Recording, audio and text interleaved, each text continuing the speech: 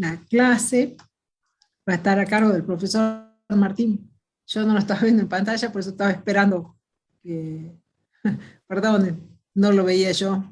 Ahí Ya estoy. está en la clase, él va a dar la clase, va a completar. ¿Se acuerdan que habíamos empezado a ver todo lo que es fertilidad y habíamos visto solamente lo que es fertilidad física del suelo, los impedimentos que podíamos tener, todos esos procesos que se dan en el suelo de degradación, compactación, encostramiento? Y ahora él va a enfocar la parte de fertilidad química, de fertilizantes. Queda Martín a cargo. Bueno, ¿arranco, hermana? Sí, por favor, Martín. Bueno, ¿qué tal, chicos? Buenas tardes, ¿cómo están? Bien. Buenas tardes, profe. Compartir Hola, pantalla. profe. Buenas tardes, profe. Tal. Hola, profe. Buenas tardes. Buenas tardes, profe. Buena gente. Bueno, dígame si pueden ver ahí la presentación. Ahora sí. Ahí se ve, Martín. Sí. Bien. Por ahí yo le voy a hacer algunas preguntas, algo, por ahí den señales de que están, porque a veces se corta, y a veces uno queda hablando varios minutos y no sabe, así que mientras en el transcurso lo voy a ir preguntando. Bueno, como dijo la profe Ana, vamos a entrar un poquito a hablar el tema de fertilidad química del suelo y el tema de fertilizantes. Acá vamos a empezar a nivel mundial, qué es lo que está pasando. En el año 2015, bueno, se había conmemorado el Año Mundial del Suelo, de las cuales ahí FAO sacó una serie de speech, por así decirlo, sobre las funciones y todo lo relevante al cuidado del suelo. Y me pareció muy interesante ver que dentro de las funciones del suelo, fíjense en que dentro de las funciones tenemos funciones de productividad y también funciones de tipos ambientales. O sea que acá estamos viendo tanto para la carrera de agronomía como para recursos naturales, que pueden tomar cada uno de estos ítems y poder profundizarlo. Nosotros nos vamos a centrar, y me pareció muy interesante, esto que dice acá, que una de las funciones del suelo es el ciclo de los nutrientes. Entre todas las otras funciones, ¿sí?, que también es importante, acá está la retención o fijación de carbono, que va a estar muy de la mano, ¿no es cierto?, lo que es el ciclaje de nutrientes, y nosotros, bueno, nos vamos a centrar, y bueno, parte, fíjense, que va a estar ligado a las actividades que nosotros realicemos con el ciclo de los nutrientes, a lo que es la regulación de estos gases de efecto invernadero que van a repercutir, ¿no es cierto?, en las emisiones que nosotros hagamos. Entonces ya la FAO ya nos está avisando, nos está alertando que como funciones del suelo es importante el ciclo de nutrientes. Entonces partamos de que esto de decir, bueno, ¿para qué es importante la nutrición? Bueno, ahora vamos a ir enfocando a ver de entrada. ¿Qué pasa a nivel mundial con el desequilibrio de nutrientes? Fíjense que en la mayoría de los países del mundo lo que tenemos es una pobre, o mejor dicho, un desequilibrio en los nutrientes. ¿Qué quiere decir esto? Que estamos extrayendo más nutrientes de lo que estamos incorporando al suelo. Esto es ya sea por todo tipo de actividades agropecuarias que estamos realizando, y no estamos devolviendo al suelo todo aquello que estamos extrayéndolo del suelo. Eso es independiente de lo que un país produzca y se lleve como grano o como otro elemento, los nutrientes hacia otro país. O sea, estamos haciendo una exportación de nutrientes de un lugar a otro. O sea, sin considerar eso, en líneas generales no estamos reponiendo esa cantidad de nutrientes en los suelos. Y la tendencia, fíjense, es al deterioro. Ya vamos a ver el impacto que tiene la nutrición en el crecimiento y desarrollo de los cultivos. Entonces, ¿qué nos vuelve a decir FAO? Cuidado, acá con el desequilibrio de nutrientes, tanto por el exceso como las deficiencias. ¿Por qué? Porque con un exceso de nutrientes podemos lograr tener contaminación de los suelos y con una deficiencia de nutrientes, lo que podemos tener es que los rendimientos de los cultivos estén por debajo de los óptimos de acuerdo a las condiciones ambientales donde se encuentran. ¿Por qué? Porque nos está faltando, ¿no es cierto?, estos componentes que hacen a las estructuras y a los componentes de rendimiento de los cultivos. ¿Qué es lo que pasa a nivel Argentina? Y bueno, ya entrando un poquito a los consumos de nutrientes que tienen las producciones locales, podemos ver que el consumo de nitrógeno prácticamente aumenta, va en aumento a medida que van transcurriendo los años. Los niveles de fósforos también van en aumento, y también va aumentando acá que se empezó a ver los niveles de azufre, fíjense, aparecen como un consumo importante que está muy ligado a lo que serían las pérdidas de materia orgánica, estos niveles de azufre que se están empezando a manifestar como deficiencia en algunos cultivos, en este caso soja o maíz ya está empezando a tener deficiencia.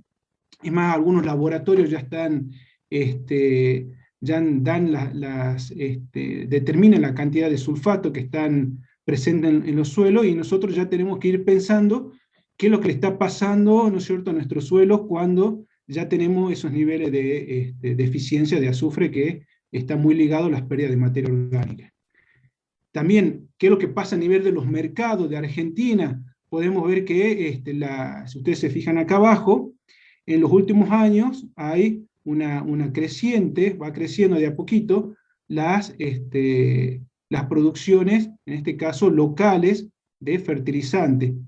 Pero bueno, la mayoría prácticamente lo que hacemos es importarlos de afuera. Si bien nuestras empresas acá en la Argentina van creciendo de a poco, pero bueno, es un mercado bastante interesante para la Argentina porque es un país que fertiliza muy poco, por lo tanto las empresas pueden encontrar un nicho de mercado bastante interesante para producir y tener sus propias producciones a nivel local, así que es un mercado bastante interesante la Argentina.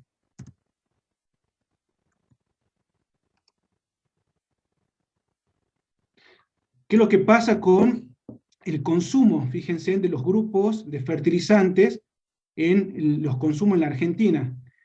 A nivel general, esto está dividido por cuatrimestres, primer, segundo, tercer cuatrimestre, informaciones de fertilizar, es la última que salió del 2020.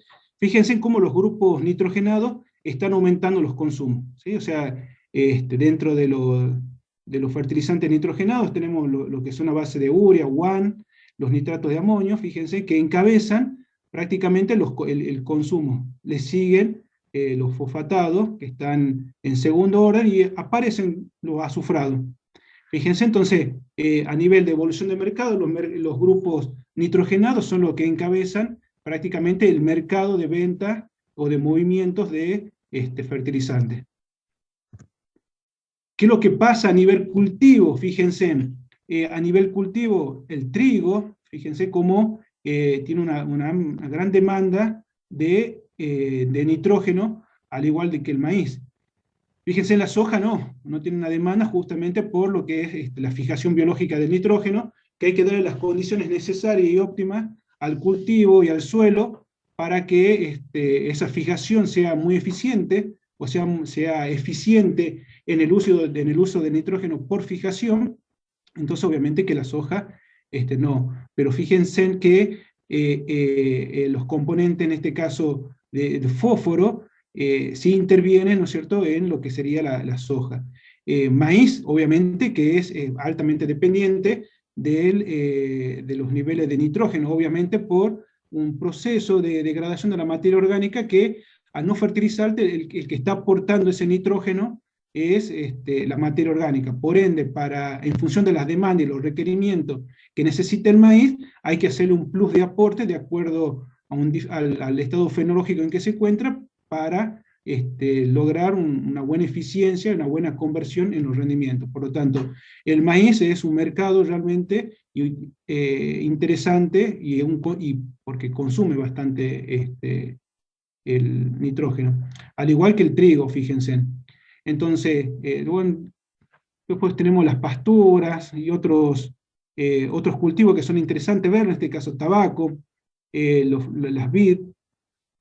Pero bueno, centrándonos en los cultivos extensivos, podemos ver que soja, trigo y maíz van encabezando la demanda y los consumos. Bien, y con esto en mente, ¿qué es lo que tenemos que saber de antemano? Que esto ya lo saben por fisiología, aquellos que cursaron, que la demanda está dada de los nutrientes que necesita el cultivo. Obviamente que hay venta de fertilizante, hay demanda de fertilizante, ¿por qué? Porque el cultivo necesita. ¿Y por qué necesita el cultivo? Porque existe un ciclo de nutrientes dentro de la planta para que forme órganos de consumo u órganos de venta, u órganos que nosotros necesitemos para la producción, lo que estemos analizando. En este caso, fíjense en carbono, carbono, oxígeno e hidrógeno, lo tenemos prácticamente el aire, y luego tenemos, fíjense, nitrógeno, fósforo y potasio, y los nutrientes secundarios como calcio, magnesio y azufre. Estos son los que encabezan los que serían los macros y los nutrientes secundarios. Y tenemos también los micronutrientes que nos ayudan, ustedes ya saben por fisiología que algunos se necesita como precursores enzimáticos, como para aumentar la velocidad de reacción, o que influyen dentro de los componentes osmóticos dentro de la planta, que me ayudan que los estomas se encuentren abiertos. Entonces ya es un proceso fisiológico que es interesante tener en cuenta que los niveles de micronutrientes también se han analizado en una respuesta o cuando se analiza la fertilización. ¿Y dónde caemos cuando analizamos todo esto? Si bien ya vimos el tema de la planta y las demandas, en el suelo. Por ahora, los cultivos extensivos están en el suelo, por lo tanto tenemos que ver que el que le está proveyendo es, de estos medios es el suelo, los diferentes iones o cationes que se van a transformar en nutrientes para la planta. Hasta ahora los cultivos extensivos nuestros no son hidropónicos, o sea, no necesitan una solución de agua, sino que, bueno, en el suelo, a través de la fijación de las raíces, pueden tomar todos estos nutrientes. Entonces, es interesante ver acá dos cosas. Por un lado, acá tenemos a la izquierda, fíjense a ver si tengo el puntero, fíjense en acá, la solución coloidal, que tenemos, mejor dicho, los coloides y la solución del suelo, en donde tenemos los coloides se encuentran absorbidos, y en la solución del suelo, obviamente, están en equilibrio esos iones en los poros del suelo. Ahora, tenemos una planta que a través del sistema de raíces va consumiendo parte de esos iones que se encuentran en la solución. Ahora, eso se encuentra en equilibrio con los iones que se encuentran absorbidos en el complejo de cambio. Ahora, ¿dónde intervenimos nosotros, o dónde se intervenía en la fertilización? Fíjense, en aportar acá, ¿sí? En la fertilización, que va a estar en equilibrio, obviamente, con el sistema coloidal, y fíjense que va a estar muy ligado al consumo. Entonces, hay que conocer realmente la dinámica de los nutrientes dentro del suelo, y es interesante ver los ciclos de nutrientes y cómo se llevan a cabo los ciclos dentro del suelo para que nosotros podamos intervenir en una fertilización y por otro lado conocer la demanda del cultivo de determinados nutrientes para nosotros corregir, ¿sí? O suplementar o aportar esos iones que se van a transformar en estructuras de la planta. Para ello entonces es importante hacer obviamente un buen muestreo de suelo. Y un buen muestreo de suelo implica tener el dato certero y conocer realmente cuál es la variabilidad de determinados nutrientes o determinados componentes dentro del suelo para saber nosotros, para que nosotros conozcamos y podamos inferir y hacer un diagnóstico de esos niveles y poder dar una recomendación. De nada me sirve ir a sacar una muestra al laboratorio, a llevar al laboratorio. ¿Por qué? Porque estoy cometiendo error. ¿Por qué estoy cometiendo error? Porque fíjense, acá le voy a hacer una analogía entre lo que significa sacar un análisis de sangre, que nosotros nos vayamos y hagamos un análisis de sangre, versus también cuando se hace una encuesta para elecciones, y lo que significa un muestreo de suelo.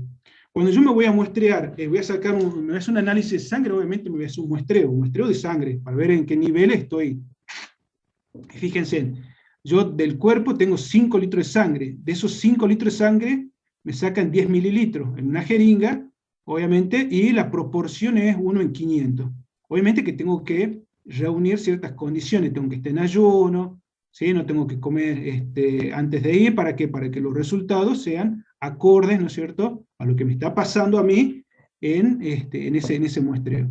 Si yo voy a hacer una encuesta, fíjense, de votos de 30 millones de personas, yo no podría muestrear las 30 millones, entonces que hago una muestra de 600 personas. Y fíjense que la relación es de 2 en 100.000. Y acá también las condiciones yo lo puedo separar por zona, por personas, por sexo. Entonces voy separando, ¿no es cierto?, cuáles esas condiciones de las cuales. Ahora, fíjense cuando yo hago un muestreo de suelo.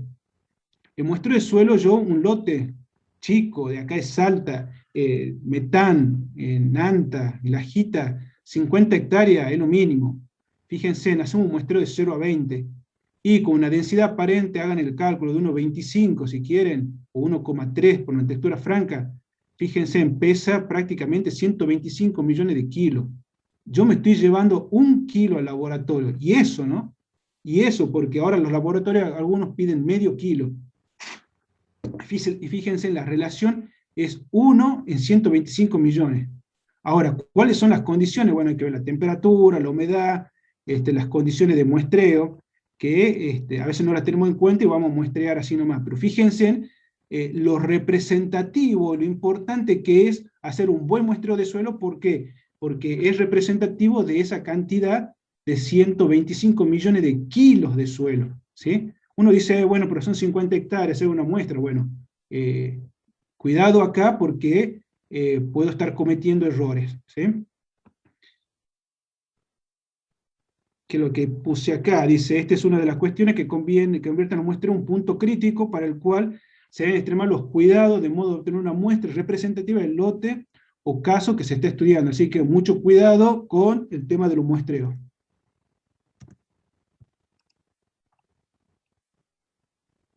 ¿Cómo se pueden hacer los muestreos? Bueno, existen diferentes tipos de muestreos. Tenemos, luego fíjense, acá cada una de las figuras representan 3 ambientes diferentes, y yo puedo planificar un plan de muestreo de suelo, por ejemplo, uno al azar. Cuando yo lo hago al azar, bueno, establezco una grilla, y de todo el ambiente saco una muestra.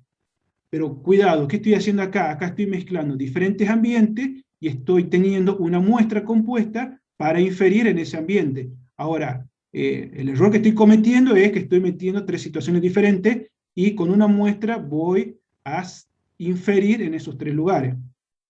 Ahora, ¿qué pasa si hago un muestreo estratificado? Por ahí resulta más interesante, fíjense, separar los ambientes, y de cada ambiente sacar una muestra compuesta, y tener información de cada ambiente, y que es representativo. Yo me quedo con esto, la verdad que es muy interesante, pero fíjense en acá la cantidad de submuestras que hay que sacar para tener una muestra representativa de ese ambiente. Otros planes de muestreo están estos de formar estaciones de muestreo. Fíjense, se separan los ambientes, y se elige un punto, se georreferencia, y se toman varias submuestras dentro de ese ambiente. Pero bueno, a veces son lugares puntuales, pero yo tengo representativos varias submuestras de ese punto. También es bueno, pero el error que estoy cometiendo es que meto todo en la misma bolsa, y tengo, luego voy a hacer una inferencia de todo esto, con una muestra. Cuando lo hago estratificado, también fíjense que tomo un punto, y tomo las submuestras alrededor, que es totalmente diferente, que es al azar estratificado, donde yo puedo tener al azar, fíjense, un muestreo con una mayor cantidad de submuestras. Y también puedo tener, fíjense que esto es interesante, ver varios puntos y sacar varias muestras, varias estaciones de muestreos, tener varias submuestras, y muestreos en grilla. Y en cada uno tener varias muestras. ¿Por qué le hago esto? Por ahí pasa y por ahí no pasa. ¿Por qué le hago hincapié en esto? Porque se van a encontrar con situaciones de decir, bueno, ¿cómo saco una muestra? ¿De dónde saco? ¿Cuántas muestras saco? ¿De qué lugar? ¿Cómo separo? ¿Saco una muestra por lote? ¿Puedo inferir a través de una muestra todo el lote? ¿O tengo que hacer una estratificación? Y lo ideal es hacer una separación de ambiente y tratar de juntar los ambientes más homogéneos posible. Ahora, la otra pregunta es, lleven cuando vayan al campo a traer la camioneta una pala, ¿sí? Una pala si no tienen barreno. ¿Por qué? Porque los instrumentos que se utilizan pueden ser los barrenos tipo tubular, helicoidal o de Riverside. Y si no, bueno, lleven una pala, y una pala tengan siempre un protocolo de muestreo, que hagan un pozo de forma trapezoidal y saquen parte de una pared de ese trapecio y llévenlo a la muestra. Obviamente que siempre tenga la medida a la cual, la profundidad que se está haciendo el muestreo. Y otra cosa que es muy importante es el tema del cuarteo de la muestra. Cuando saquen la muestra, que van a llevar al laboratorio, y hagan homogenicen, tengan cuidado con el cuarteo, ¿sí? Hagan bien esa mezcla. ¿Por qué? Porque la mayor cantidad de errores que estamos cometiendo es, por un lado, en el muestreo, y otro lado, en el cuarteo de la muestra. Entonces, tengan en cuenta que de esos 25 millones de kilos que ustedes están sacando, ustedes se están llevando medio kilo. Entonces, fíjense lo importante que es hacer que cada paso sea bien hecho a conciencia de las muestras que se está llevando al laboratorio. Obviamente que ustedes ya saben, porque ya cursaron edafología y suelo, que los errores de muestreo prácticamente en laboratorio, mejor dicho, los errores de análisis son muy bajos. Bueno, acá les estoy mostrando algo de instrumentales. Y la otra pregunta es, ¿cuántas submuestras saco para obtener una muestra compuesta? Guarda, acá es interesante pensar esto. ¿Por qué? Porque acá se relaciona dos cosas, la precisión y la exactitud.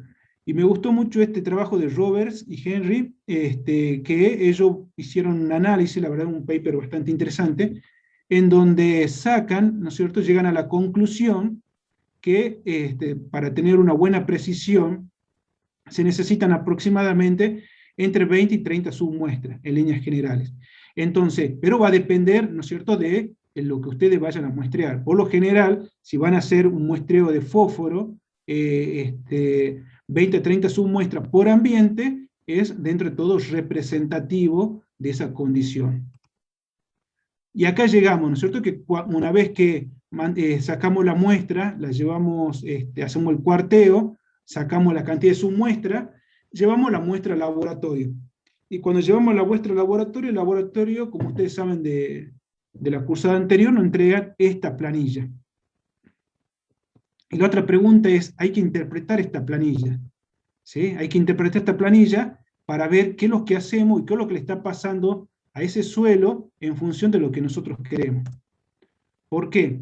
Porque la secuencia del diagnóstico, bueno, va a depender de lo que le dije recién. Si nosotros queremos ver alguna alteración dentro de la fertilidad, algunos problemas físicos, ¿sí?, o algunos problemas químicos dentro de ese diagnóstico. Nosotros nos vamos a centrar ahora en esto, en los problemas químicos que podemos tener para detectar o hacer una lectura de estas planillas de laboratorio. Entonces, la interpretación de análisis de suelo, y esto presten atención, dice, un análisis de suelo es una buena herramienta para predecir la probabilidad de respuesta a la fertilización, ¿sí? Es una buena herramienta. Es regular para cuantificar esta respuesta. Ya vamos a ver por qué. Y es pobre para determinar la cantidad exacta de nutrientes que hay que aplicar. La verdad es que uno se encuentra con esta situación y dice, bueno, ¿qué hago ahora con la muestra y qué hago ahora con la interpretación del análisis? Pero bueno, tengamos en cuenta que todo parte de esa muestra que nosotros traemos, que tiene que ser lo suficientemente confiable. La interpretación del análisis de suelo, bueno, es, por un lado, y esto sí prestan atención, que es disponer de calibraciones regionales entre la disponibilidad de nutrientes y el rendimiento de los cultivos, ¿sí? Porque nosotros cuando hacemos la lectura del análisis de laboratorio, decimos, bueno, está en niveles bajo, alto, medio, regular, bien. Eso es lo que tiene el suelo. Ahora, pero en función de lo que necesita el cultivo, ¿está en condiciones realmente? ¿Ese nivel de nutrientes está disponible para el cultivo? ¿O ese nivel cómo está? Entonces, para hacer una inferencia, hay que tener en cuenta las calibraciones regionales. Ya vamos a ver cómo se las hacen. Conocer los requerimientos nutricionales de los cultivos, obviamente. Tengo que saber cuánto me consume una soja. O también conocer cuál es el índice de cosecha del grano, de un trigo, de un maíz, o de una soja, para conocer realmente cuánto es lo que necesito tener en el suelo para cumplir con ese índice de cosecha, que va a depender también de lo que a mí me está exigiendo el mercado por el nivel de nutrición que necesite ese grano. Después recomendar en función de los rendimientos óptimos, agronómicos, económicos y ambientales. Bueno, acá vamos a entrar un poquito, que obviamente uno puede decir, bueno, como dicen, echarle tantos kilos, pero bueno, ese echarle tantos kilos tiene que tener en cuenta el óptimo de rendimiento que yo quiero obtener, y obviamente la parte económica, ¿sí? Yo no puedo decir o recomendar agregar 150 kilos de urea cuando no conozco las condiciones ambientales y de suelo, y obviamente el costo económico de lo que a mí me implica. ¿Por qué? Porque tengo que tener en cuenta el costo de aplicación, el costo de traslado y el costo del fertilizante. Entonces, hay que tener en cuenta eso a la hora de hacer la interpretación. Obviamente, una vez que nosotros hacemos una fertilización, hacer una fertilización balanceada. Entonces, esto con respecto a tener en cuenta qué pasa cuando hago un muestreo de suelo, cómo lo interpreto y qué es lo que tengo que tener en cuenta. Y obviamente, como le dije recién, dentro de las disponibilidades, de lo que estoy interpretando en el análisis de laboratorio, va a estar muy ligado y correlacionado con la demanda del cultivo. En este caso, bueno, yo le puse nitrógeno, fósforo y potasio. ¿Y qué es lo que tengo que conocer? La forma de absorción, la forma que se encuentra en el suelo y la forma de absorción. A mí de nada me sirve decir, bueno, tiene, y eso voy a lo que es la interpretación de análisis, tiene tanto de nitrógenos totales en el suelo, si no sé bajo qué forma está, ¿no es cierto?, la absorción o cómo va a estar disponible para el cultivo. Entonces, es muy interesante y presten atención que no solamente quédense con los nitrógenos, sino hagan también análisis de nitrato para conocer, ¿no es cierto?, en el caso del nitrógeno, cómo están disponibles para el cultivo, y también va a depender de los momentos y las demandas del cultivo. Entonces, aquí hay que ir correlacionando. Entonces, los momentos de muestreo, ¿para qué hago el muestreo? En función de la demanda del cultivo y cómo está disponible ese nutriente en un momento óptimo que la planta lo necesite. Entonces, fíjense que hay que ir correlacionando todo para hacer un diagnóstico, y eso que estamos hablando recién de lo que tiene el suelo y la demanda del cultivo.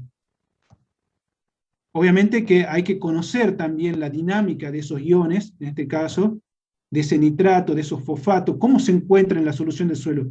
Y esto apunta también a lo que vimos, lo que le dije al principio, conocer, ¿no es cierto?, esa relación que hay entre la solución del suelo y la parte coloidal, y conocer cómo se encuentran los diferentes iones en el suelo y cómo es absorbido por la planta. Y en función de eso va a estar la disponibilidad. Ahora, yo tengo que conocer la materia de fisiología y saber cómo toma, por ejemplo, los nitratos una planta. Entonces tengo que tener en cuenta que para que se tome nitrato, la forma que toma la planta es por flujo masal. Entonces tengo que tener agua en el suelo.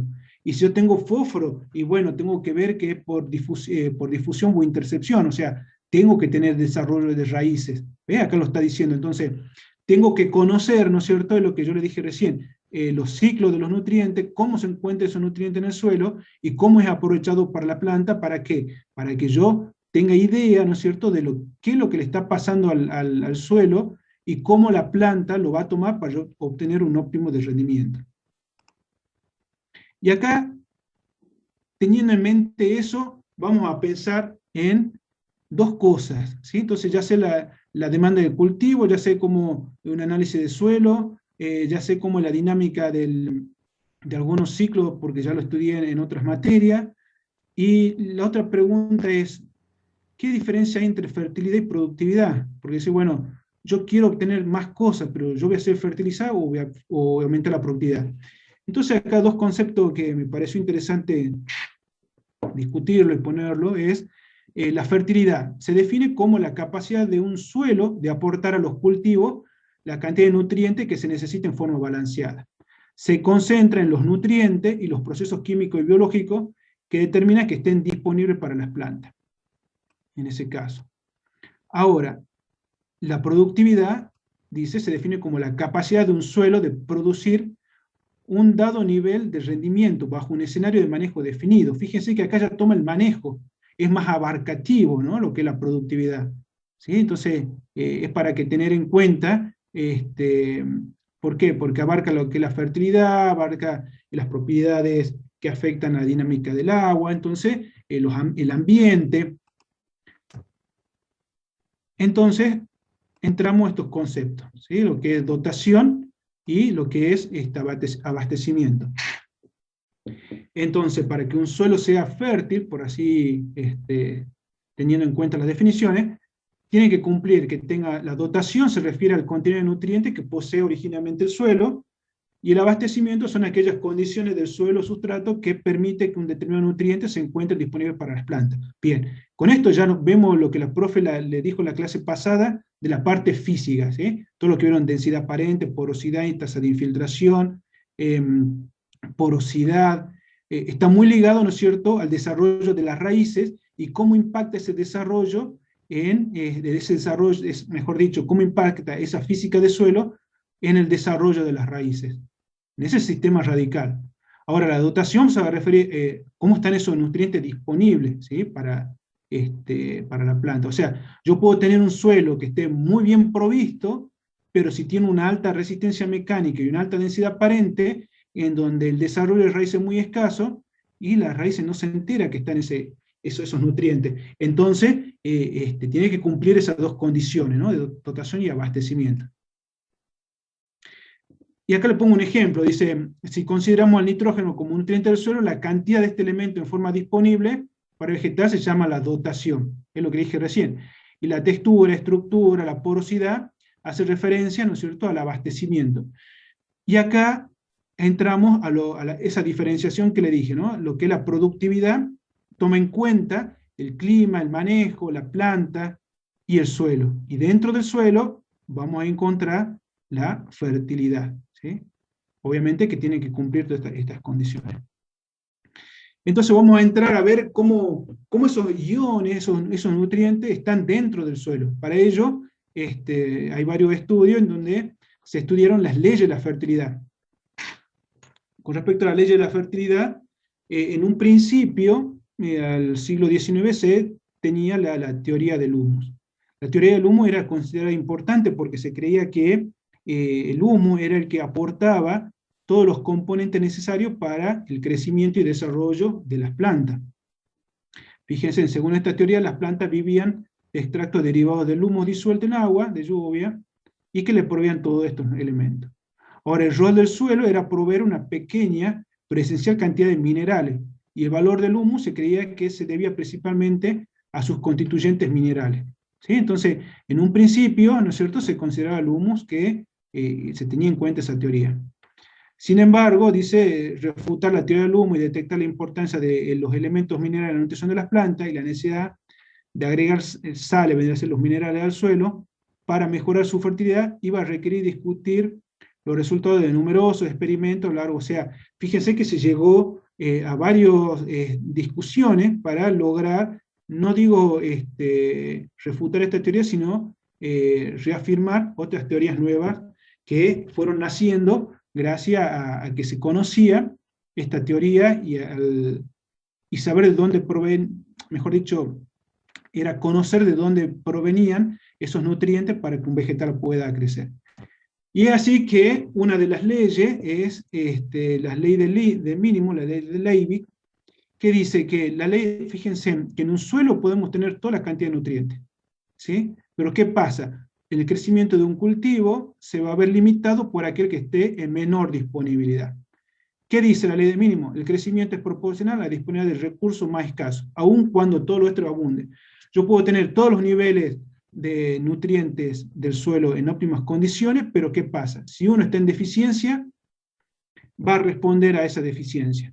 Y estamos hablando, fíjense, si hacemos una curva de los nutrientes agregados versus el rendimiento de los cultivos, podemos tener que en un principio es un crecimiento lineal, o sea, a medida que aumentamos el crecimiento, los niveles de un nutriente, ¿sí? Y acá estoy hablando de nutrientes, no estoy hablando de ningún componente en especial, aumenta el rendimiento. Pero llega un punto que por más que yo siga aumentando, el rendimiento prácticamente no aumenta. ¿Por qué? Porque existe algún elemento, componente, que no está permitiendo que aumente el rendimiento. Cuando yo logro detectar y mejoro esa condición, puedo aumentar mi nivel de rendimiento. Y esto pasa no solamente con decir, bueno, tengo fósforo, tengo potasio, sino a veces caemos en la oferta de agua dentro del suelo. Entonces, cuando aumenta la condición hídrica de ese suelo, podemos pasar de un nivel 1 a un nivel 2. Entonces, la función que describe es una lineal plateo, ¿sí? Eso téngalo en cuenta. Luego, ¿qué tenemos después? Acá es interesante ver esto. Fíjense en que es cuando se analiza las relaciones, estamos hablando de una eficiencia agronómica, o sea, los kilos vendría a ser el rendimiento, los kilos de grano obtenido por la oferta, en este caso puede ser de un nutriente, y acá tenemos, fíjense que en todos los casos son iguales las eficiencias, ¿sí? Esta eficiencia se puede mejorar ya vamos a ver cómo. Pero fíjense, en un principio son iguales. Ahora, tenemos una segunda ley, ¿sí? La segunda, que es la ley del óptimo. ¿Qué dice la ley del óptimo? Que Leibniz formuló la ley del óptimo en el año 1895. Esta ley plantea que cuanto más cercana de su óptimo estén los otros factores de producción, mejor pueden las plantas usar el factor de producción disponible, o sea que se encuentra en mínima disponibilidad para alcanzar el mayor rendimiento. En otras palabras, todos los factores son usados con mayor eficiencia cuando están en su óptimo. ¿Qué quiere decir? Y vamos al gráfico Anteriormente veíamos que teníamos la ley del mínimo, que prácticamente veíamos que cuando estaban ese factor limitante, llegábamos a un techo de rendimiento. Pero ¿qué pasa?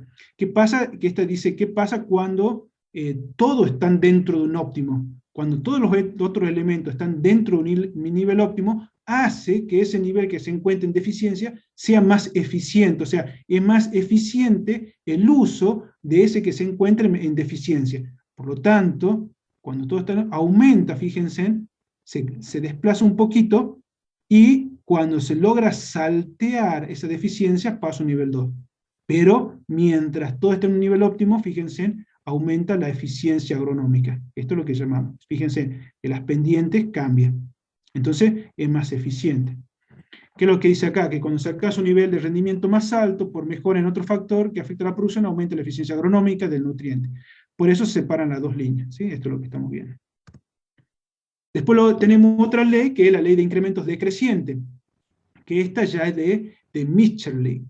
La verdad que dice que a graficar los rendimientos, Mitscherling es muy interesante porque no es que tira las otras teorías, sino que la repiensa realmente a lo que está pasando. Y él se plantea, ¿no? ¿Qué pasa si el rendimiento puede aumentar, pero manteniendo la misma condición? O sea, yo no hago variar un nutriente, pero puede variar el rendimiento. Eso por lo que se planteaba. ¿Y qué es lo que dice?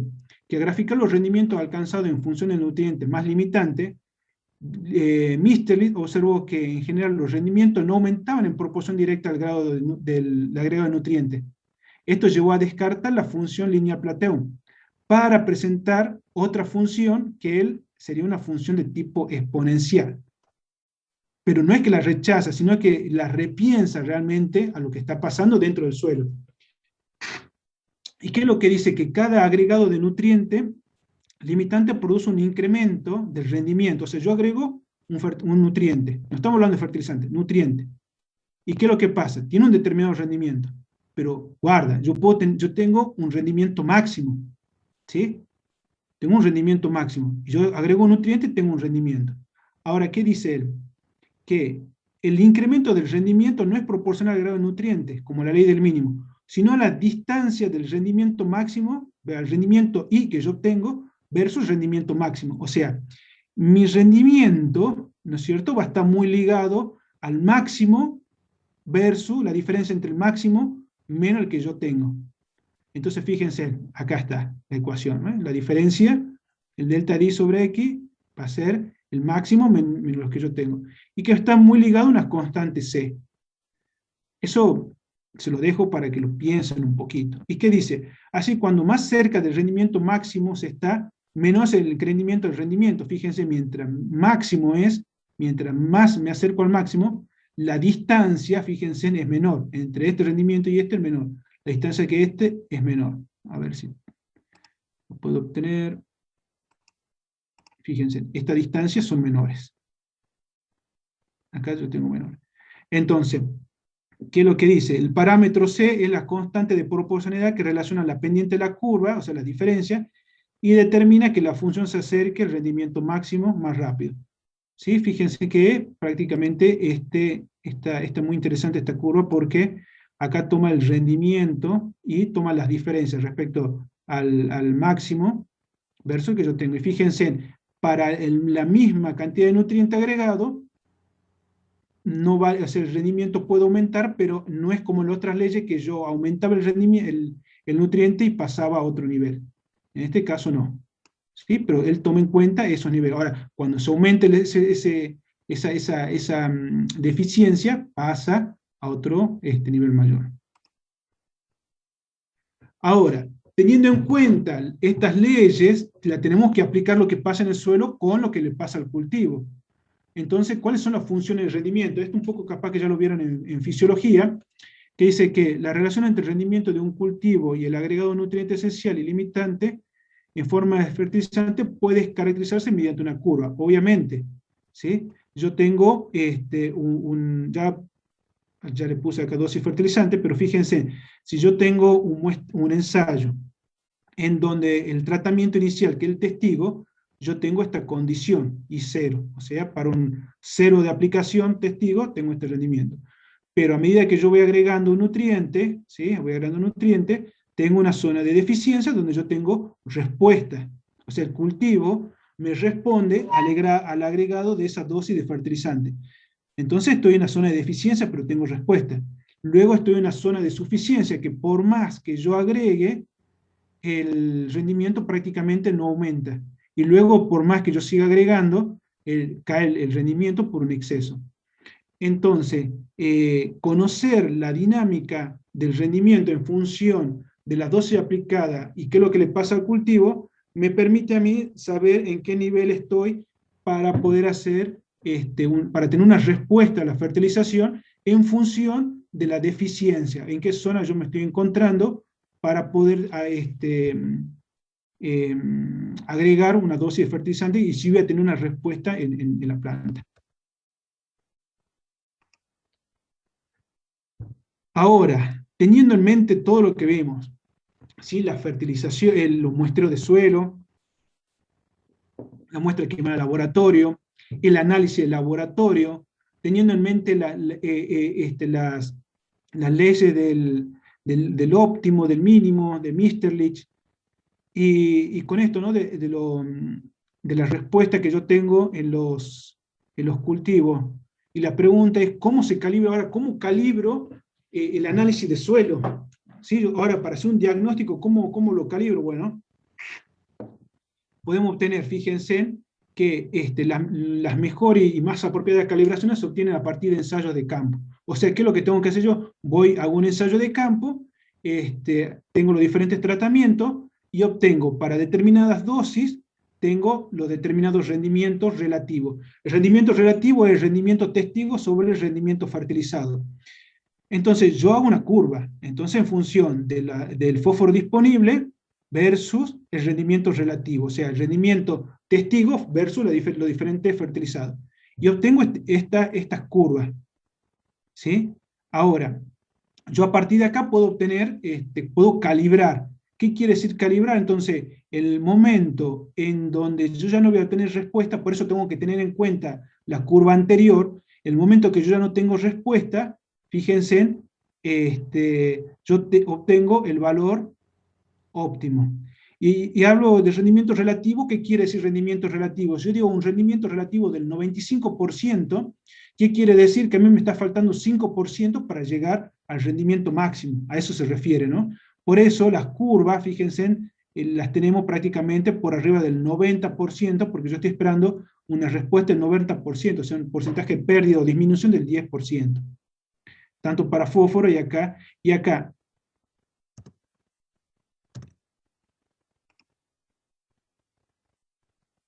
¿Cómo obtengo ese umbral crítico? Bueno, trazo, fíjense, para el rendimiento relativo del 90%, una horizontal, y trazo una vertical, ¿sí? En función de donde se empieza a curvar, prácticamente donde existe el quiebre dentro de la curva. Entonces acá yo determino el umbral crítico. El umbral crítico a través de un método visual propuesto por Kite y Nelson. Y que por un lado, hacia la izquierda, yo tengo deficiencia, y hacia la derecha es suficiencia.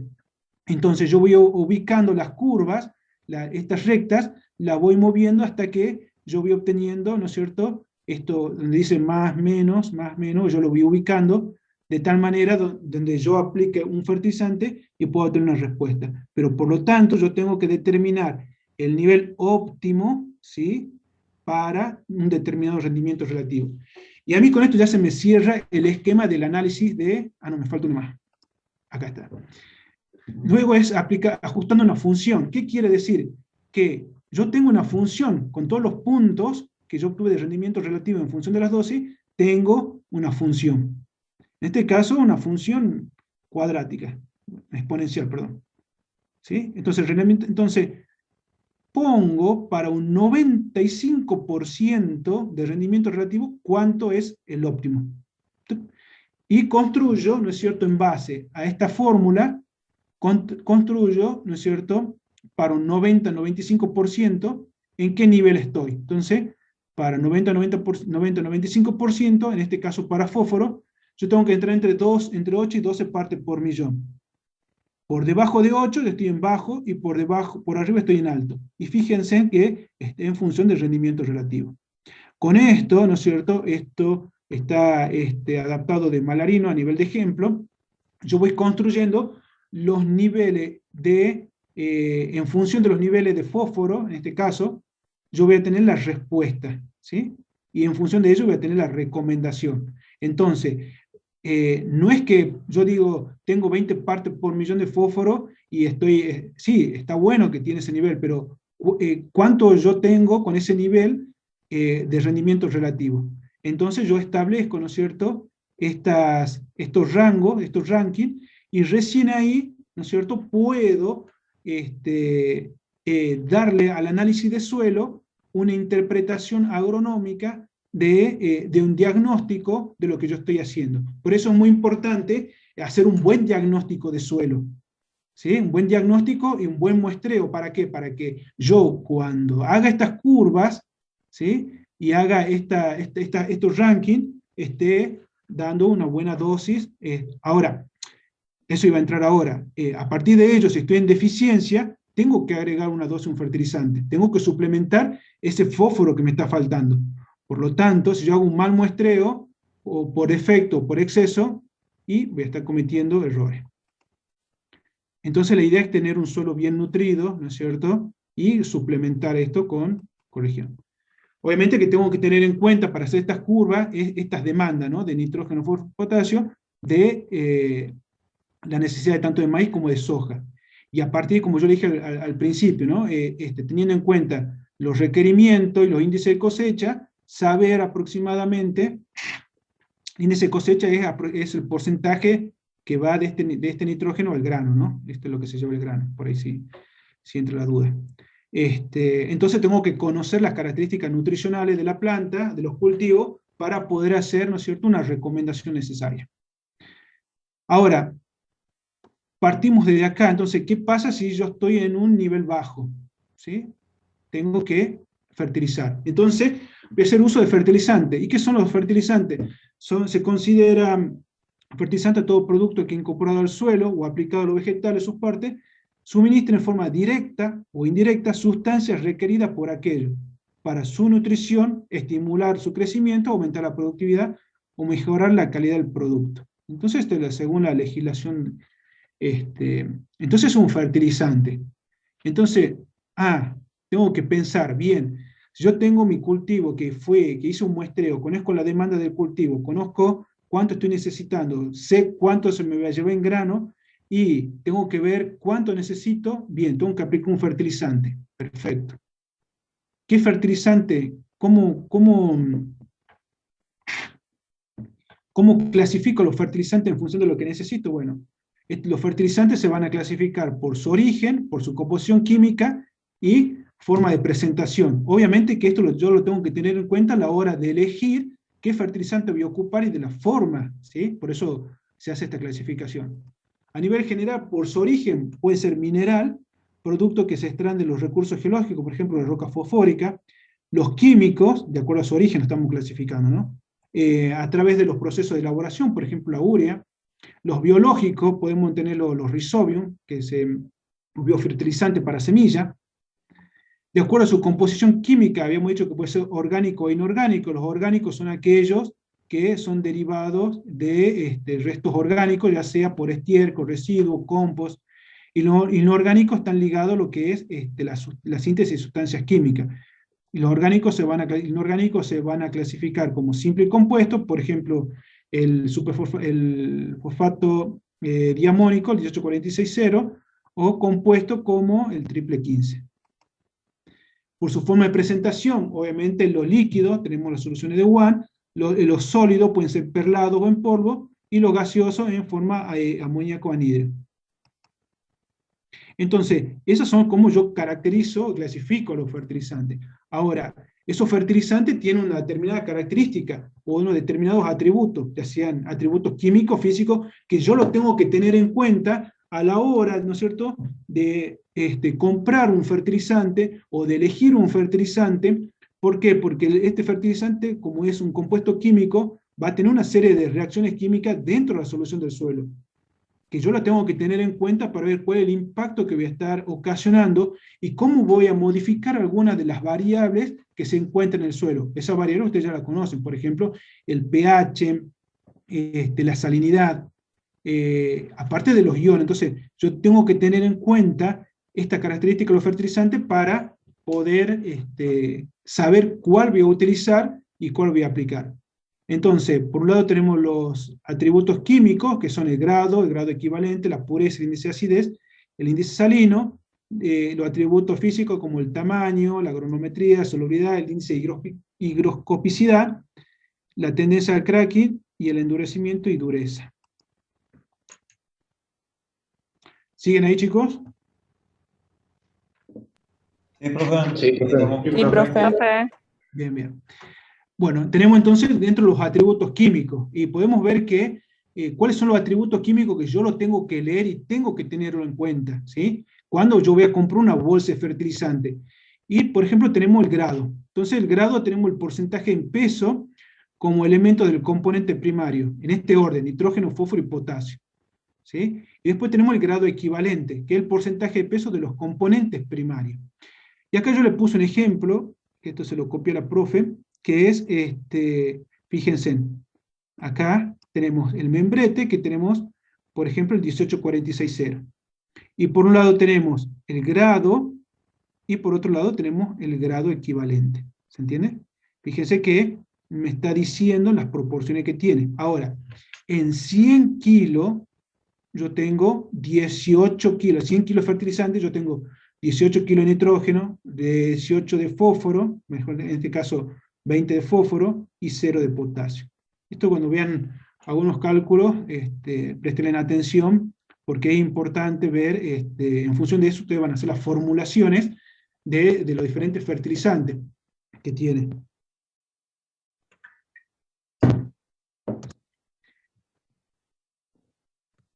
No quiero avanzar. Acá tenemos. Por ejemplo, tenemos, fíjense, para la urea, el fertilizante, tenemos el grado equivalente, tiene 46, es el grado, o sea, es el máximo que tiene de nitrógeno, fósforo y potasio. Fíjense, la urea tiene 46 de nitrógeno. Y el grado también. Nitrato de amonio tiene 32, 34, 0. Fíjense en los sulfatos de amonio, cómo van cambiando. Eso tengan en cuenta, ¿no es cierto?, cuando vean uno o el otro. Entonces, ¿cuál es la importancia? El grado equivalente es la forma utilizada para la industria del fertilizante, por ejemplo, 1846-0 para el fosfato diamónico, o el grado fosfato diamónico 18-20-20. Entonces, mucho cuidado a que cuando hagan el cálculo. La pureza y la concentración del mineral en 100 gramos de producto, o sea, hay que tener en cuenta la pureza. El índice de acidez, obviamente, cuánto me está acidificando a mí ese fertilizante que yo estoy ocupando. Esto es importante, ¿sí? El índice de salino. Fíjese que me indica a mí el grado de salinidad que me puede estar incorporando ese fertilizante al suelo, obviamente que con el consecuente impacto sobre el potencial osmótico. Fíjense que los cloruros de potasio son los que tienen mayor índice de salinidad. Luego sigue los nitratos de amonio, la urea, fíjense, va disminuyendo.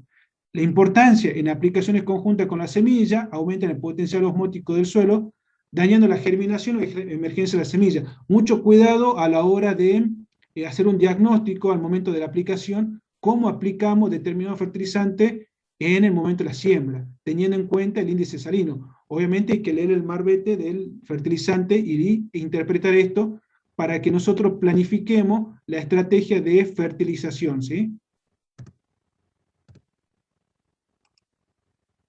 El tamaño de la partícula, la granulometría, es importante en la distribución, fíjense en distribución granulométrica de algunos fertilizantes, incide sobre la dosis de nutriente aplicado, el almacenaje y la forma de aplicación del fertilizante. Esto es muy importante, ya vamos a ver cómo se van sumando el tamaño. Bueno, la solubilidad y la reactividad, entonces está muy ligado a aquellos fertilizantes que pueden estar disueltos o que se lo pueden aplicar por fertirriego, también hay que tenerlo en cuenta, qué es lo que voy a fertilizar y cómo, en dónde. Este índice de higroscopicidad es importante en el proceso de almacenamiento, porque el nutriente puede absorber el agua a una determinada temperatura y puede reaccionar adentro. Entonces ya se altera la característica del fertilizante. Entonces hay que tener en cuenta cuáles son los que tienen mayor índice. Y esto es importante, la tendencia al endurecimiento, ¿sí? Está muy ligado justamente a la formación de cristales. Muchos fertilizantes pueden ser higroscópicos, tomar agua y formar gránulos que a la larga no son buenos o me van a afectar el manipuleo de los mismos y no van a poder reaccionar porque se ponen duros y no se le va a costar solubilizarse cuando lo apliquemos. Obviamente que acá ligado y paralelo al otro está la dureza, ¿no? Que la presión, bueno, que se le aplica a los gránulos, que también es bueno tenerlo en cuenta. Bueno, eso con respecto a las características de los fertilizantes. Entonces, si vamos enganchando, ya sabemos qué es lo que le pasa, cómo hacemos el muestreo, qué es lo que le pasa, cómo enganchamos el análisis del laboratorio con una recomendación, y si tenemos que aplicar un fertilizante, qué características que voy a elegir y qué componente del fertilizante voy a tener en cuenta a la hora de aplicar el fertilizante, obviamente teniendo en cuenta todas estas características, y conociendo y leyendo los marbetes, conocer, más que nada interpretarlos, ¿sí? Y es interesante esto, ¿no? Obviamente que una vez se aplica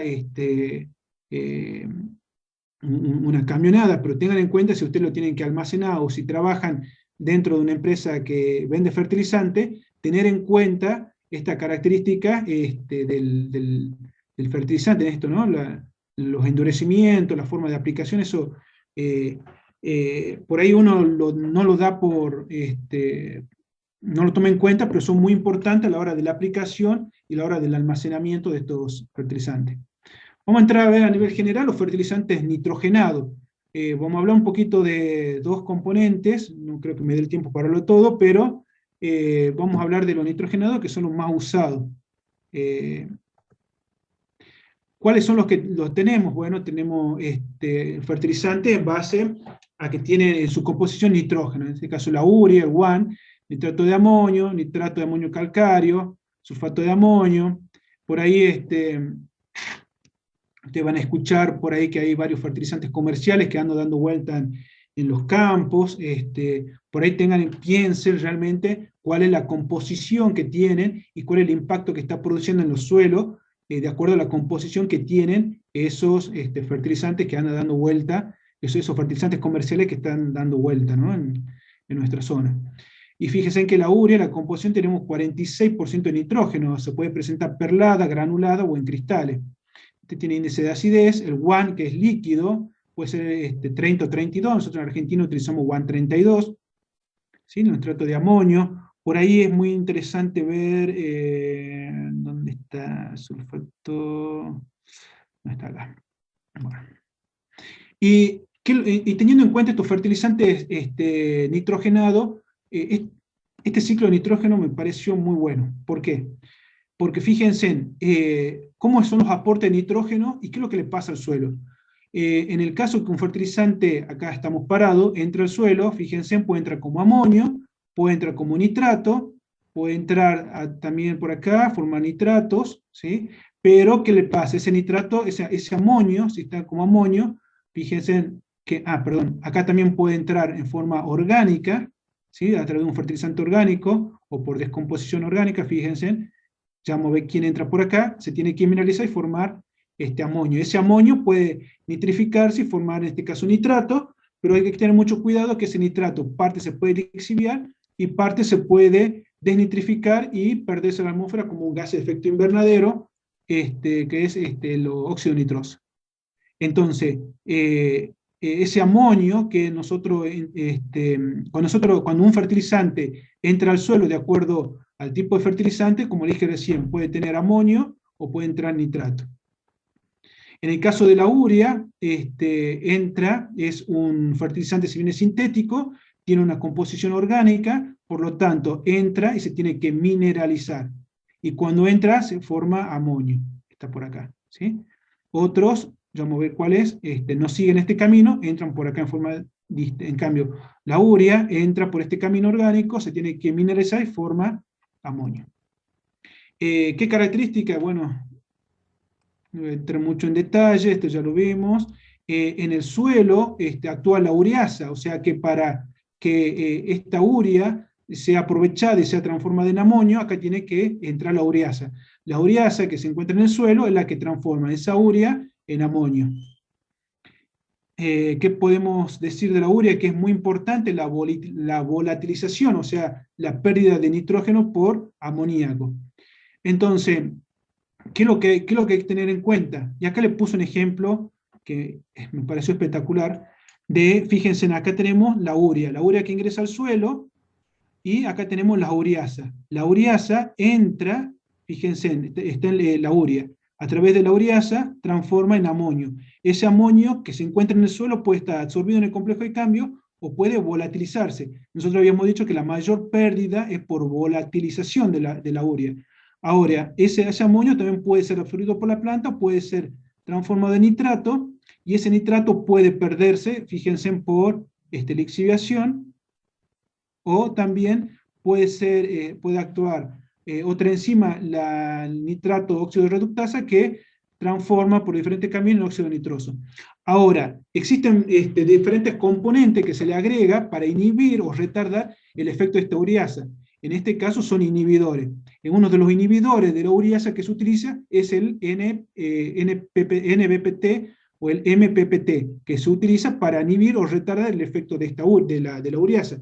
Por lo tanto, el impacto de la urea sobre el suelo va a demorar que se pierda parte de esa urea por mineralización, por volatilización, ¿sí? Que también se puede mineralizar, obviamente, y se puede perder como amonio. Entonces, fíjense que se utiliza inhibidores de la ureasa para inhibir esta volatilización y esté más disponible la urea para hidrolizarse y esté tomada por las plantas. Bueno, acá lo que le dije recién, que tenemos también inhibidores de la nitrificación, que es el otro camino. Este camino acá tenemos los inhibidores de esta óxido reductasa, ¿sí?, que actúan en estos niveles para inhibir el otro camino. Pero lo que más se usa son los inhibidores de la ureasa. Y fíjense, cuando nosotros aplicamos urea al suelo, fíjense que las pérdidas por volatilización, este es un gráfico que me determina los días versus las pérdidas por amonificación. Fíjense que en el momento que nosotros aplicamos, prácticamente sin recubrir la urea, ¿sí? Sin ningún, donde tiene impacto la ureasa, fíjense que se pierden rápidamente. A los 3 o 4 días de aplicado tenemos altas pérdidas por volatilización, ¿sí? Ahora, cuando utilizamos un inhibidor, ese efecto se retrae, ¿sí? Podemos tener entre 5 o 10 días para que no se produzcan estos picos de pérdidas por amoníaco de la urea. Entonces está más disponible para las plantas. Y acá fíjense, es lo mismo, pero los días acumulados, ¿sí? O sea, que las pérdidas acumuladas se retrasan unos días más cuando la urea está recubierta, mejor dicho, cuando la urea está con los inhibidores. Hoy en día también ya hay en el mercado urea de tipos recubiertas, que en este caso los niveles el grado es menor que la urea, y tenemos aquellos que son de liberación lenta, que algunos tienen una serie de capas en donde la liberación del nitrógeno es más lenta. Es una nueva tecnología que está apareciendo. ¿Qué es lo que tiene que aparecer la urea? Bueno, la urea tiene que incorporarse al suelo rápidamente, necesita entre 10 a 20 milímetros de agua, obviamente que hay que evitar para que tengamos menos pérdidas, ¿sí? O puede ser incorporada. En nuestras condiciones, obviamente que tenemos que intentar sincronizarla con la oferta de lluvia. Estos son los mecanismos de pérdida por volatilización de amoníaco, lixiviación de nitrato y de nitrificación. Obviamente que las condiciones predisponentes son alta temperatura, humedad edáfica. Fíjense en el caso de la volatilización, la lixiviación es cuando se transforman los nitratos, ¿sí? Y la denitrificación, bueno, cuando perdemos por altas temperaturas en aerobiosis. Y acá les voy a mostrar un pequeño video. A ver.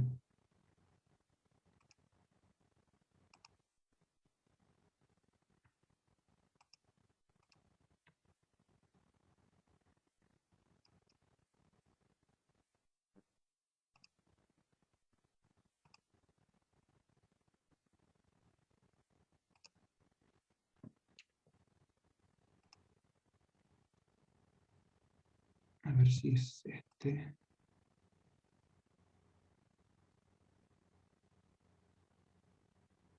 de cómo se aplica la urea a campo.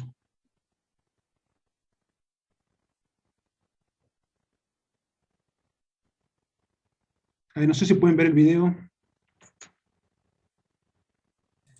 Yo todavía no lo veo, Martín. No, todavía no aparece. No, profe.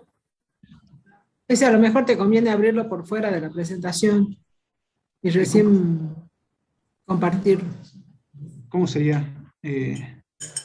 No sé, Tiene que poner compartir, tiene que elegir la ventana donde esté el video y ahí abajo le sale la opción de compartir sonido. A ver, compartir.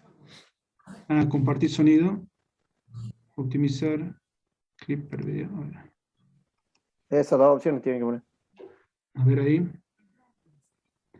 Ahora pueden ver su... No se ve, ¿no?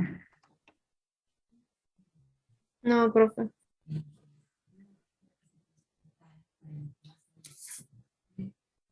¿Es un video de Google, profe, o es algo de multimedia de su computadora? No, sí lo descargué.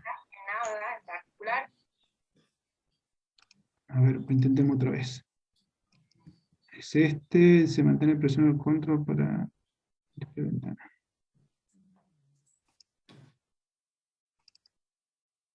Ahí está. ¿Ahí lo pueden ver? Sí, ahora sí. Ahí sí, profe. Esto no es por aporte de ninguna marca comercial, pero me pareció interesante verlo, de cómo la aplicación de urea. Fíjense acá dos cosas, cómo es la aplicación en grano, en sólido, las diferentes etapas de carga, de distribución, de cómo se hace la regulación, así que un poquito presten atención, después les paso el link para que lo vean, pero por ahí.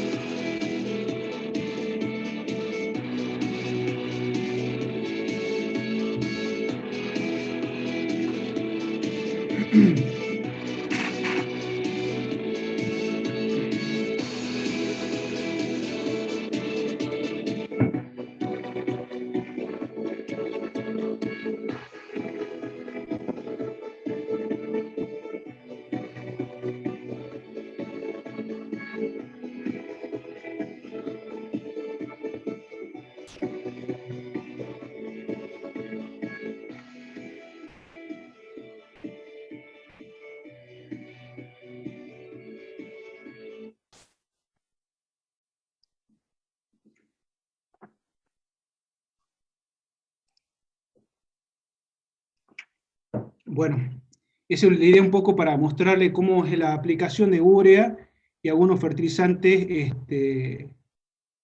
sólidos al suelo. Obviamente que hay todo, fíjense con el video, cómo se va regulando la máquina, cómo va tomando muestra para ver cómo es la calidad de aplicación de los fertilizantes, eso ya es otro capítulo de aplicación realmente muy interesante para tenerlo en cuenta, para ir regulando las máquinas a la hora de hacer una aplicación de urea.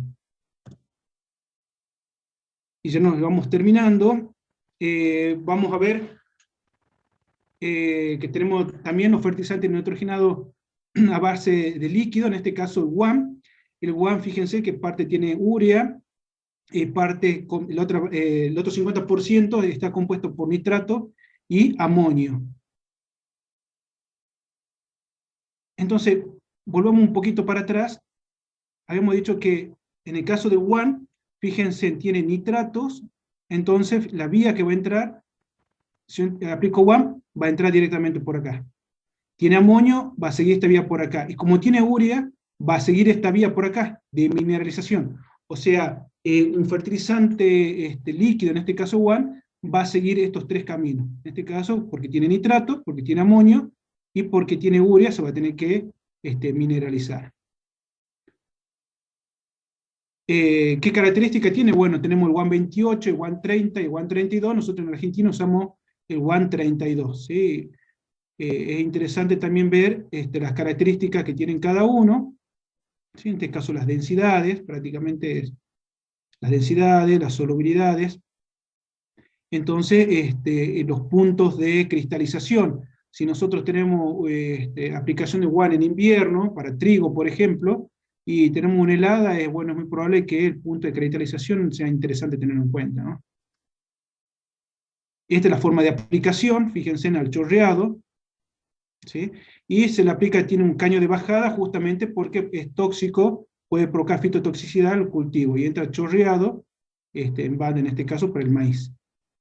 Los fertilizantes de tipo fosforado, hay que tener en cuenta, en este caso, el ciclo del fósforo, y acá hay que tener en cuenta que este fósforo que que se encuentra en el suelo, prácticamente se encuentra absorbido, o prácticamente no se encuentra disponible de acuerdo a los pH que nosotros tengamos en nuestro suelo. Entonces, hay que tener en cuenta la forma en que el fósforo está en la solución del suelo, y que es absorbido por el cultivo, la forma en que ese fósforo prácticamente puede no estar disponible por diferentes procesos que ocurren dentro del suelo. Por eso es interesante saber el ciclo de los nutrientes dentro de ese suelo, y ver cuando nosotros hacemos la aplicación de fósforo, en qué etapa del ciclo del fósforo lo estamos aplicando, y cuál va a ser la reacción del suelo para que esté disponible para el cultivo. Entonces, tener en cuenta el ciclo, que muchas veces lo obviamos, es interesante para saber dónde estamos parados y cómo intervenimos en este caso, la fertilización del cultivo. De acuerdo a los fosfatados, pueden clasificarse en soluble e insoluble. Bueno, acá yo le puse cuáles son los solubles, los fosfatos diamónicos, los monoamónicos, y los insolubles, los hiperfosfatos, la escoria.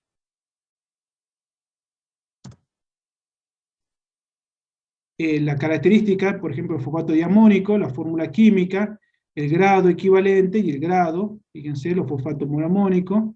Esto es interesante a la hora de hacer el cálculo de la cantidad de dosis que uno quiere, o cantidad de fertilizante que uno necesita, de acuerdo a las dosis que ha estimado para aumentar el rendimiento, teniendo en cuenta las curvas de calibración, ¿no? Tengan en cuenta las curvas de calibración al momento, ¿no es cierto?, cuando ustedes hagan las curvas a través de ensayo, o hayan curvas dentro de una zona, para ver cuáles son los óptimos, y en función de eso, determinan la cantidad de fertilizante. Y acá le voy poniendo, ya un poquito para ir terminando, en este caso, el diagnóstico de fertilidad para maíz. ¿Qué es lo que hay que tener en cuenta? ¿Sí? Esta información de IPNI, pueden ingresar también. El análisis de suelo. ¿Sí? El análisis de suelo es importante teniendo en cuenta el estado de desarrollo del cultivo. Y el análisis de suelo, fíjense, en presiembra o ante la siembra, es importante conocer los niveles de fósforo, los niveles de nitrato presentes, los niveles de sulfato presentes. Fíjense que los niveles de nitrato están a un nivel de por lo general muestreo de 0 a 20, 20 a 40 y de 40 a 60. Pero por lo general el muestreo es hasta los 60 centímetros. Entonces, cuando hagan muestreo para nitrato, traten de llegar a esa profundidad para conocer. Muchas veces nos quedamos en un muestreo de 0,20, y cuando hacemos muestreo de 0,20, de acuerdo al ciclo y a la disponibilidad de los nitratos, están muy enganchados con los niveles de materia orgánica. Pero por debajo de los 20 centímetros, y los niveles de materia orgánica son diferentes, entonces la disponibilidad de nitrato, para el caso del maíz, podemos estar cometiendo un error en inferir que tenemos mucho nitrato cuando en profundidad está escaso. Entonces, tengan en cuenta la profundidad de muestreo. Obviamente que va a depender de la demanda del cultivo, ¿no? Acá los nitratos entre 5 o 6 hojas me sirven a mí para poder hacer una fertilización de nitrógeno. ¿Por qué? Porque está muy ligado a la demanda del cultivo, ¿no? Acá hay que recordar un poco las curvas de acumulación de materia seca versus la demanda de nitrógeno, nitrógeno-fósforo, en este caso nitrógeno, por parte del cultivo, que ya va a ir definiendo algunos factores de rendimiento del cultivo, ¿no? Entonces, tengan en cuenta los momentos que van a estar muy ligados a la fijación de los rendimientos de algunos de los componentes del rendimiento, quise decir, del cultivo. Obviamente también se puede hacer análisis de hoja, entonces tengan en cuenta entonces el análisis de suelo y los momentos, ¿sí? Que va a estar ligado a las demandas del cultivo. Y ya para ir cerrando, tengan en cuenta que tener esto, ¿no? de las mejores prácticas de manejo de fertilizante, que va a estar muy ligado a la dosis, a la fuente y a los momentos.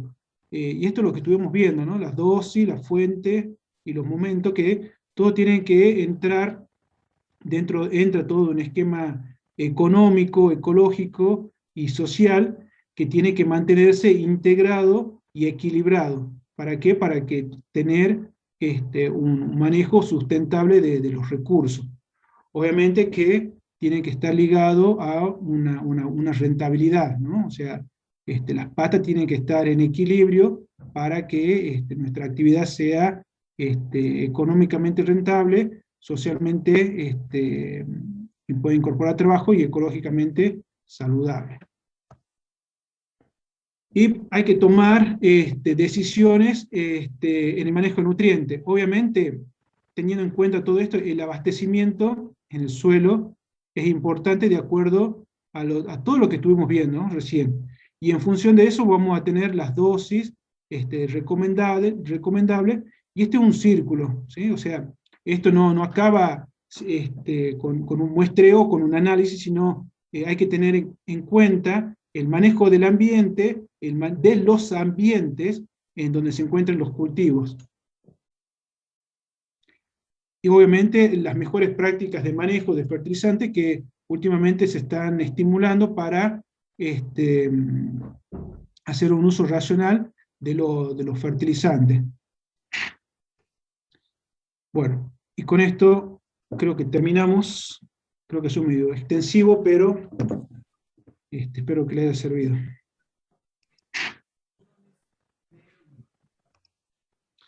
¿Alguna duda?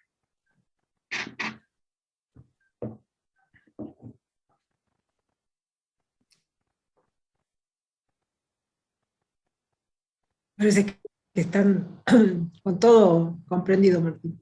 No hay dudas, Bueno, parece. mejor. No, está bien. Sí, pero ya estamos pisando la hora. Bueno. Bueno. Profe, yo tenía una duda con respecto al parcial, y ya saben cómo va a ser la modalidad ¿De qué carrera sos? de recursos. Y en principio hasta el viernes, salvo que cambie, le estamos avisando, sería presencial. Ok, profe. Y con respecto al tema de la semana anterior, ¿no subieron las diapositivas, puede ser, profe, al Moodle de la teoría? Sí, están subidas ahora. ¿Y qué capítulo sería el manual? Porque no lo he encontrado tampoco. ¿Sabes? La parte de fertilidad y fertilizante, prácticas de la fertilización. Mm, bien, profe. Hasta ese tema entra, ¿verdad? Para el parcial del lunes. Y hasta hoy, si quieres. ¿Lo de hoy también, profe? No, Si querés. profe. No, lo de hoy no, profe. Por favor. No. No, bueno, Recursos va a tener las consultas las hagan con el profe Martín, por mail y eso él se la va a contestar. Ahí tenemos una consulta de la clase, Martín. Sí, en el chat. respondiendo.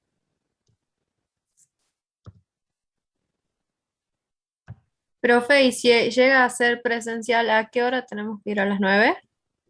No, 9:30. 9:30. Los horarios que estamos manejando, sí, tienen que ser horarios que sean valle con respecto o sea, que no tenga mucha demanda el saeta, el colectivo. ¿Y a dónde hay que ir, profe? A la 11. Y ahí les avisaremos, no, No, pero sea qué aula o anfi. por eso. Le estoy diciendo que ahí les avisaríamos por mensaje, por correo, dónde sería el parcial. Entonces Bueno, gracias. me tienen que asignar. Gracias, Profe, profe. ¿cuánto Nada. tiempo duraría el parcial de ser presencial? Y no, ya duraría una hora y media por lo menos.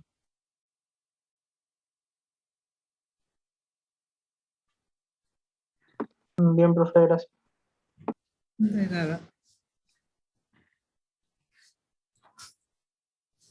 Eh,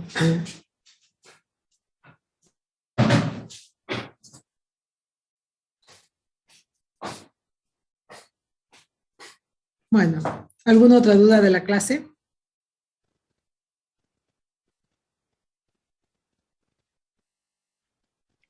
Yo tenía una duda. La diferencia entre grado equivalente y grado, digamos, no me quedó un poco claro. Entiendo que grado equivalente hace referencia a 100 kilogramos de fertilizante, pero grado no puedo comprenderlo todavía.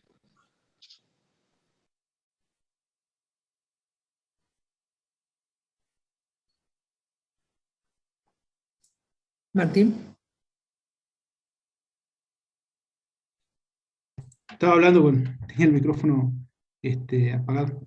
Está bien, Este, suele pasar. No, a ver, dentro de lo que es el grado equivalente, tiene que tener en cuenta, es la forma utilizada a veces por la industria, a veces vos tenés los porcentajes que vos tenés de ese elemento dentro de la composición. Por ejemplo, el 18-46-0, vos tenés 18% de uno, 46% del otro, de nitrógeno, fósforo y potasio. Ahora, el grado, ¿no es cierto?, va a estar muy ligado a la característica, ¿no es cierto?, del elemento dentro de ese fertilizante.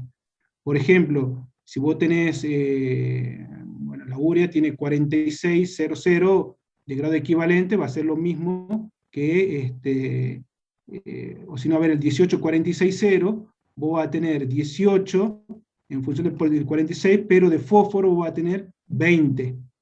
¿Se entiende? Uno lo tiene como pentóxido y otro lo va a tener como fósforo. Uno lo va a tener como elemento y otro como la composición en la cual está. No sé si me expliqué por ahí. Sí, ahora sí. Gracias. Profe, Sí, una consulta. Con respecto a los inhibidores que hablaba en la composición básica, cuando vimos el ciclo metabólico del nitrógeno, más específicamente urea, esos inhibidores a los que hace referencia o se menciona en la clase, ¿están dentro del formulado? Por ejemplo, en el urea, que es el 4600, de los 100 kilogramos o los kilogramos que vengan en bolsa, el 100%, 46 corresponde a nitrógeno y el otro porcentaje, que es otro tipo de material, ¿contiene esos inhibidores? No los tiene, son inhibidores que vos los tenés que incorporar. Algunos ya vienen formulados con esos inhibidores. Hay otros que son, por ejemplo, de liberación lenta, que ya están encapsulados y tienen una serie de cápsulas en donde el nitrógeno se va liberando en forma lenta. Y hay otro que es, no me acuerdo el nombre, que, de liberación controlada, que está dado por las características del ambiente. O sea que en función de la cantidad de agua y temperatura, ese nitrógeno que está dentro o recubierto se empieza a liberar lentamente. Entonces tenés dos formas de aplicar. Obviamente que el grado de nitrógeno son totalmente diferentes, ¿no? Lo ideal sería, que es como te digo, lo que más se usa son los inhibidores de la ureasa, que justamente que es el que te provoca que esa urea se te volatilice, más que nada.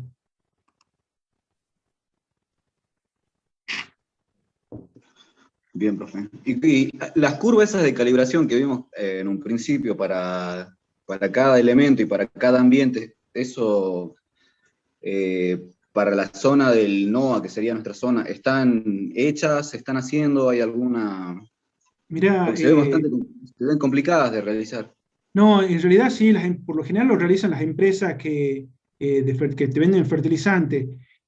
A nivel zonal no hay, o no tengo conocimiento que hayan curvas como están desarrolladas en pampa húmeda, en función de los niveles que vos tenés, el rendimiento que vos querés obtener.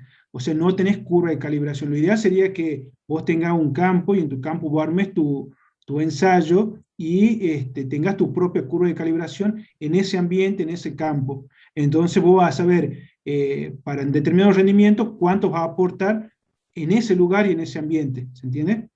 Lo ideal sería que vos tengas tu curva ajustada a tu campo, y ahí obtengas, obviamente plantees el ensayo en tu campo. Bien, profe. ¿Y esas curvas se construyen a mano o existen programas o aplicaciones que ya introduciendo valores? Sí, hay programas, para trigo creo que tenés uno, que vos lo podés utilizar, aplicas, pero lo ideal es que vos, a ver, las curvas, al ensayo lo tenés que hacer, ¿sí? Para que vos obtengas realmente lo que vos, cuál va a ser el rendimiento en tu zona, y cuáles son los niveles nutricionales de tu suelo, y en función de los niveles que vos agregues del nutriente, vos vas armando tu curva. Entonces, a partir de esos datos, ya vas construyendo. Por ahí hay grupos de productores que trabajan muchísimo y ya tenés una base de datos como para ir trabajando.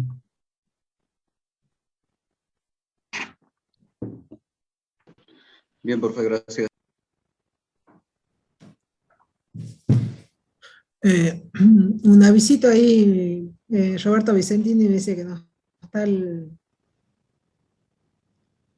no está el archivo de lo que dio el profe hoy, se sube después, ¿no?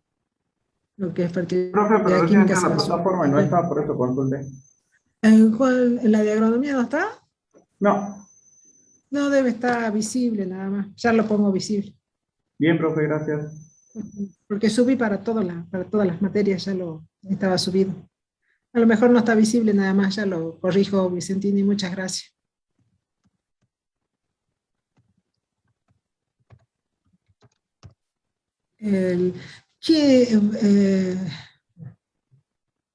Lucía Antonella Fernández.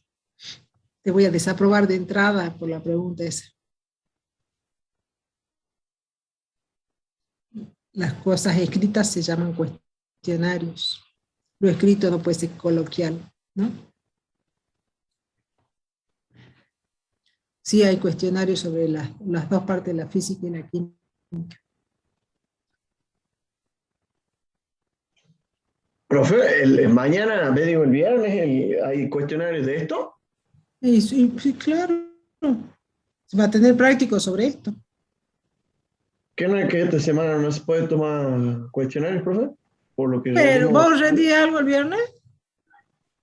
Pero no va a tener tiempo para estudiar, pues. ¿Pero has rendido algo hoy?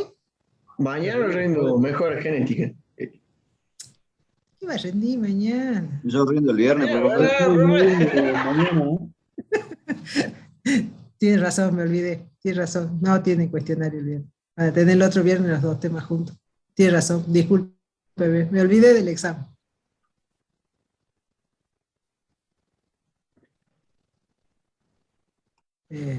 Sí, no van a tener Perdón, este viernes. Me olvidé de que es mesa de examen. Y tomo el viernes, tomamos con el profe Martín, tomamos examen. Bueno, ¿alguna otra pregunta? No, profe. Si no hay más preguntas, entonces quedan liberados para que vayan a rendir estudio para mañana y rendir esta semana. Hasta luego, Muchas profe. gracias, Martín, por la clase. Chao, profe. Hasta luego, que anden lindo. Chao, que vaya bien.